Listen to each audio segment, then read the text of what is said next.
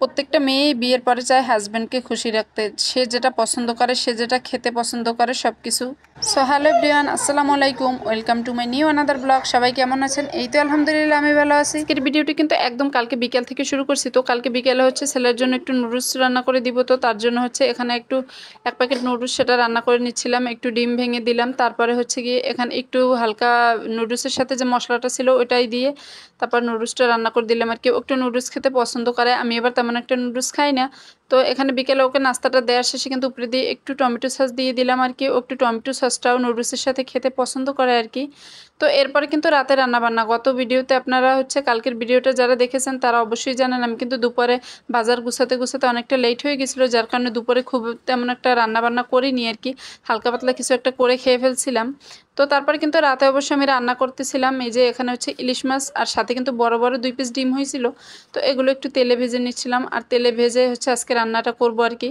আসলে ইলিশ মাছ কাঁচা রান্না করলেই ভালো লাগে, কিন্তু তারপরও কেন জানি মনে হয় যে নিজের কাছে কাঁচা কাঁচা লাগে, একটু হালকা ভেজে নিব এর জন্য আর কি। আর তেলে ভাজা ছাড়া আবার আপনাদের ভাইয়া খাবে না, সে আবার একটু হালকা হলেও তেলে ভাজতেই হবে। আর এটা হচ্ছে তার পছন্দের তরকারি, ফুলকপি দিয়ে রান্না করব। তো তার কারণে কিন্তু ফার্স্টে এই কথাটা বললাম যে আসলে বিয়ের পর প্রত্যেকটা মেয়েই চিন্তা করে যে স্বামী যেভাবে খেতে পছন্দ করবে বা তার পছন্দের কথা চিন্তা করেই কিন্তু ওই রান্নাটা করে আর কি। আর সে যদি ভালো বলে তাই সেইটাই কিন্তু হচ্ছে সার্থকতা। তো এখানে কিন্তু আমি ফুলকপিটা রান্নার জন্য তারপরে এখানে পেঁয়াজ কাঁচামরিচ দিয়ে মশলাটা সব কষিয়ে নিলাম আর কি। আর এরপরে হলুদ মরিচ দিয়ে আবার ভালোভাবে কষাবো, তারপরে ফুলকপি দিয়ে আজকে ইলিশ মাছ দিয়ে একটু ঝোল ঝোল করে রান্না করব আর কি। এদিকে ফুলকপিটা এই তো আমি একটু ভিজিয়ে নিচ্ছিলাম, সাথে আবার কয়েকটা ডালও ভিজিয়ে দিয়েছি। সে আবার ডালের বড়াটা একটু পছন্দ করে আর কি, তার জন্য আর কি ডালটা ভিজিয়ে দিলাম আর কি। এরপরে এখানে লবণ দেওয়া হচ্ছিল না, ফুলকপির ভিতরে লবণ দিয়ে দিলাম, আর হচ্ছে মাছটা ব্লক আসার পরে পানিটা তারপরে হচ্ছে মাছগুলো দিয়ে দিলাম। আর দিয়ে দেওয়ার শেষে কিন্তু এদিকে আমি ঢাকনা দিয়ে ঢেকে এদিকে আমি ডালগুলো একটু ব্লেন্ডার করে নিব।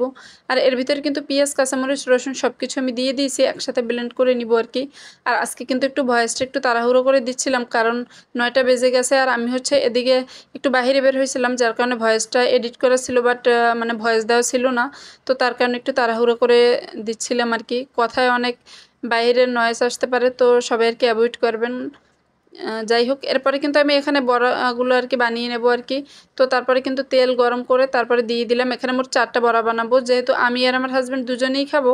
তো আমি একটা খাবো আর কি, আর তার বাকি 3টেই হয়ে যাবে। তো তার জন্য আমি বড়াগুলো কিন্তু সুন্দর করে ভেজে নিয়েছি। আর এদিকে এই তো ইলিশ মাছের তরকারিটা আজকে হচ্ছে একটু হালকা মাখা মাখা করে রান্না করব। তো কেমন হয়েছে কালারটা দেখতেই পাচ্ছেন, অনেক সুন্দর হয়েছে, নিশ্চয়ই খেতে মজা হবে।